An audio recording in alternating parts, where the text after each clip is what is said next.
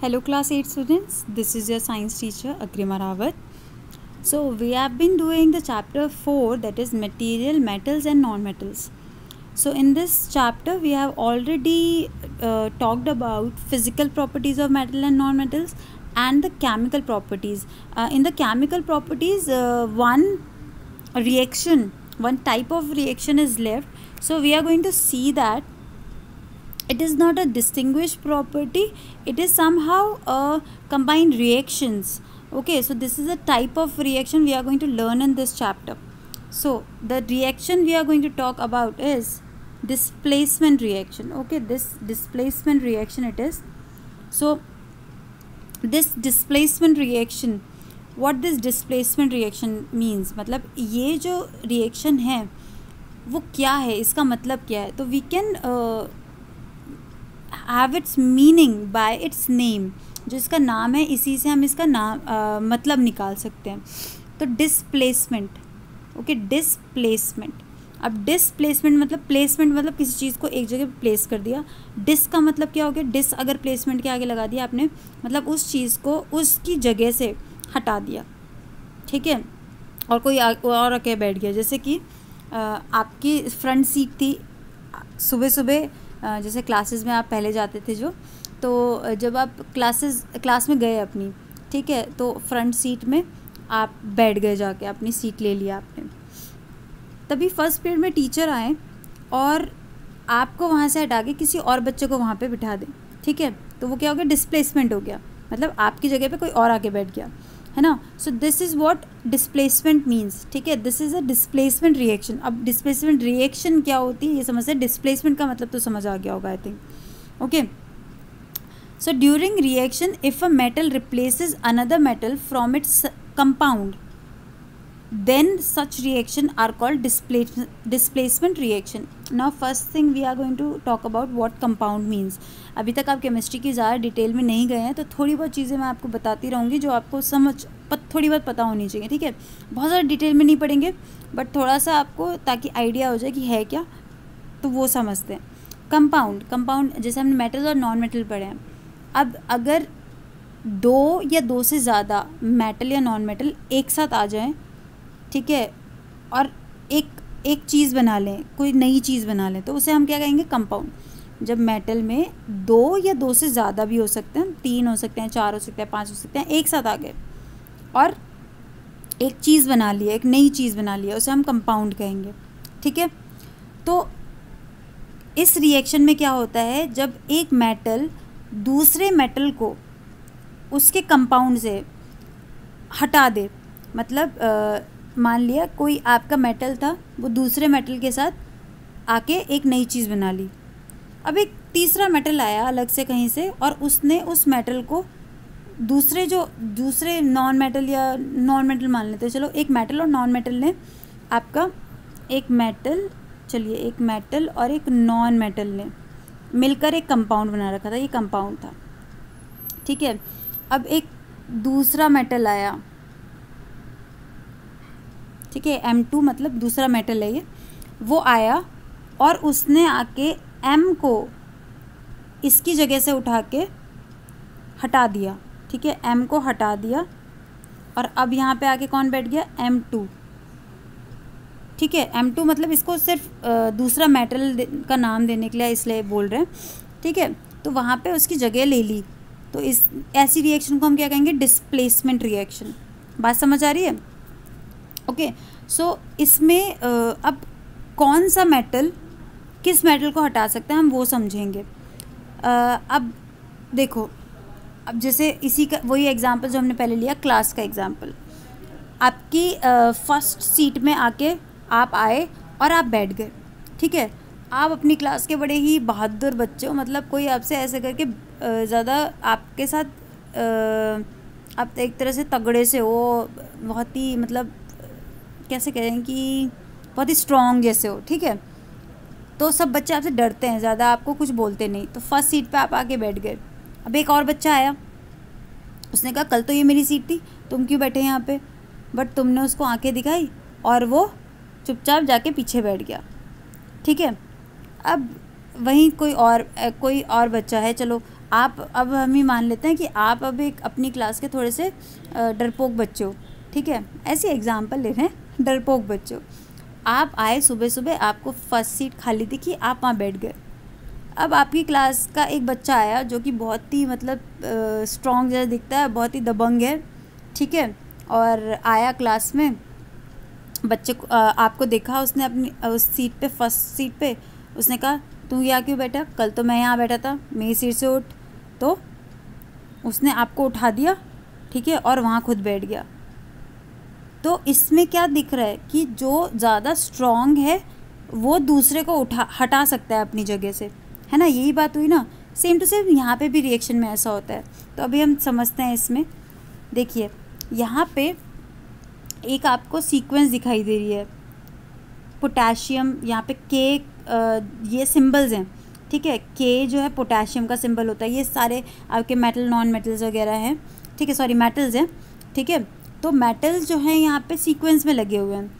के, Na क्या है, सोडियम है, Ca क्या है, कैल्शियम, मैग्नीशियम जो है Mg का सिंबल है उसका, Al क्या है, एल्यूमिनियम, Zn क्या है, जिंक, Fe क्या है, आयरन, Sn क्या है, टिन, Pb क्या है, लेड, H क्या है, हाइड्रोजन, Cu क्या है, कॉपर, Hg क्या है, मरकरी, Ag क्या है, सिल्वर, Au क्या है, गोल्ड, Pt क्या है, प्लेटिनियम। इसके बहुत और भी आपके मेटल्स और आपके बहुत सारे एलिमेंट्स होते हैं, तो उनके आपको सिंबल्स याद करने के लिए आपको आगे की क्लासेस में मिलेंगे। अभी आपको याद नहीं करने हैं, ऐसे थोड़ा बहुत आपको नज़र में रखना अपनी, ठीक है। तो यहाँ पे हमने सिंबल्स दिखा रखे, सिंबल्स के सामने उसके नाम भी लिख दिए ताकि आपको कन्फ्यूजन ना हो।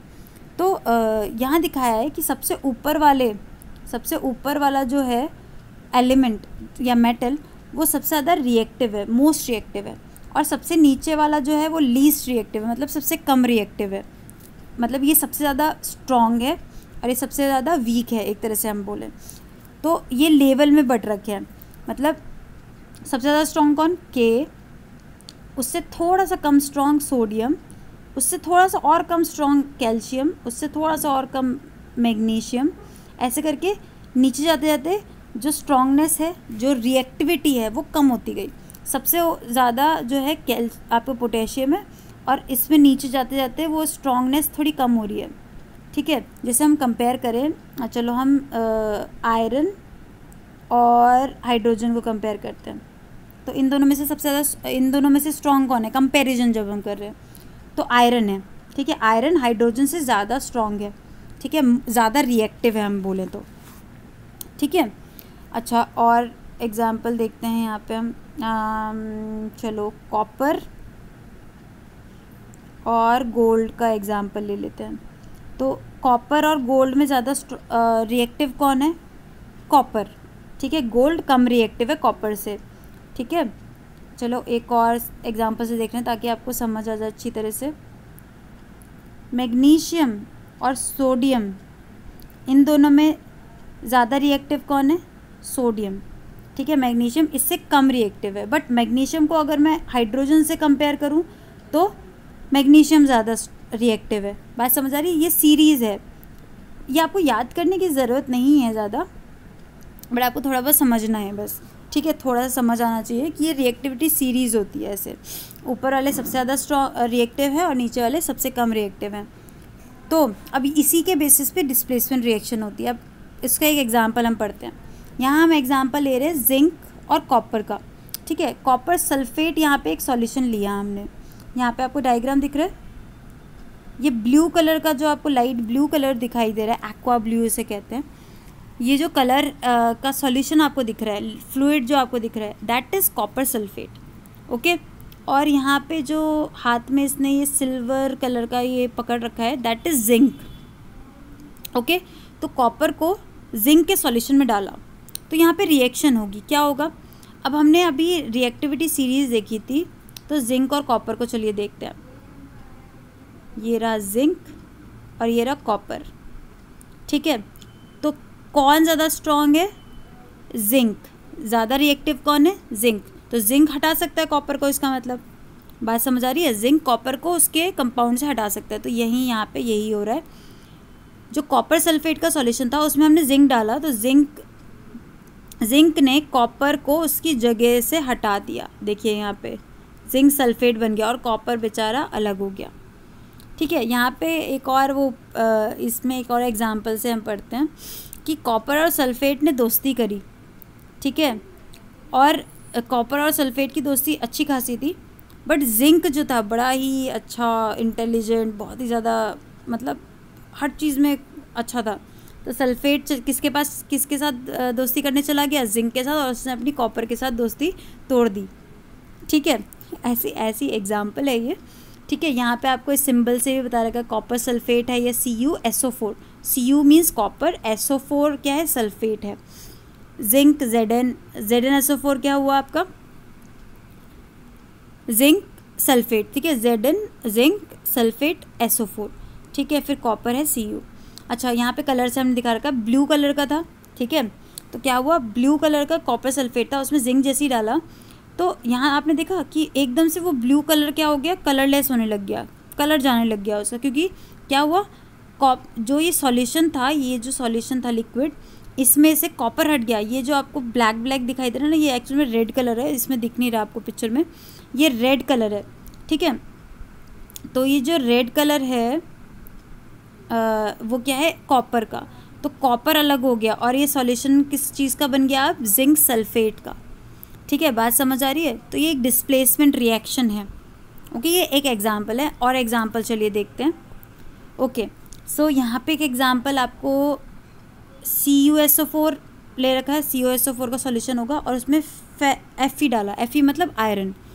ठीक है, अब हम रिएक्टिविटी सीरीज देखें, आपका ये रहा Fe और ये रहा Cu, तो कौन ज़्यादा रिएक्टिव है? Fe। तो ऑब्वियसली यहाँ पे Fe ने कॉपर को हटा दिया उसकी जगह से और सॉल्यूशन बना दिया FeSO4। अब नेक्स्ट रिएक्शन आपकी हुई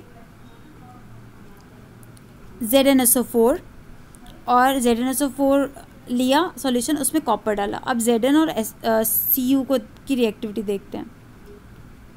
चलिए, ये तो रहा Cu, now next is Zn। ठीक है, कौन ज़्यादा स्ट्रॉन्ग है? Zn ज़्यादा स्ट्रॉन्ग है। अब देखें ज़रा, इसमें Zn तो पहले से ही SO4 के साथ लगा हुआ है और Cu जो है कम रिएक्टिव है, तो यहाँ पे कोई रिएक्शन नहीं होगी। ठीक है, क्योंकि Cu Zn को उसकी जगह से नहीं हटा सकते, क्योंकि Zn ज़्यादा रिएक्टिव है, Zn SO4 के साथ ज़्यादा रिएक्टिव है, Cu उतना ज़्यादा रिएक्टिव नहीं है, तो कोई भी रिएक्शन यहाँ पे नहीं होगी। Okay, clear? नेक्स्ट देखते हैं FeSO4। ठीक है, FeSO4 का सॉल्यूशन लिया और उसमें Cu डाल दिया। अब चलिए इसको देखते हैं,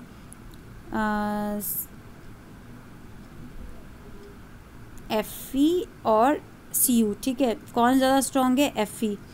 तो FeSO4 का सॉल्यूशन था, ऑब्वियसली Fe ज़्यादा रिएक्टिव है, Cu कम रिएक्टिव है, तो यहाँ पे भी कोई रिएक्शन नहीं होगी, क्योंकि ज़्यादा रिएक्टिविटी किसकी है? Fe की, या मतलब आयरन। ठीक है, आयरन ज़्यादा रिएक्टिव है कॉपर से, तो Fe अपना सॉल्यूशन तोड़ेगा नहीं, वो अपनी जगह से हटेगा नहीं, चाहे Cu कितना भी धक्का मारने की कोशिश करे, Fe ज़्यादा रिएक्टिव है तो वो हटेगा नहीं अपनी जगह से। ठीक है, तो कोई रिएक्शन नहीं होगी यहाँ पे। ठीक है, कोई रिएक्शन नहीं होगी। अच्छा, चलिए देखते हैं नेक्स्ट ZnSO4 और Fe। अब Zn और Fe को देखना है हमें।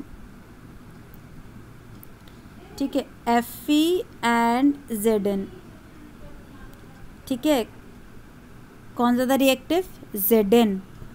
पहले से ही Zn ने अपना सॉल्यूशन बना रखा है, तो अभी भी Fe Zn को नहीं हटा पाएगा। जबकि यहाँ पे देखो, यहाँ पे ज़्यादा Cu के कंपैरिजन में देख रहे थे तो Fe अपने सॉल्यूशन से नहीं हटा, बट क्योंकि Fe Cu से ज़्यादा था, बट Zn Fe से भी ज़्यादा है, तो यहाँ पे भी कोई रिएक्शन नहीं होगी।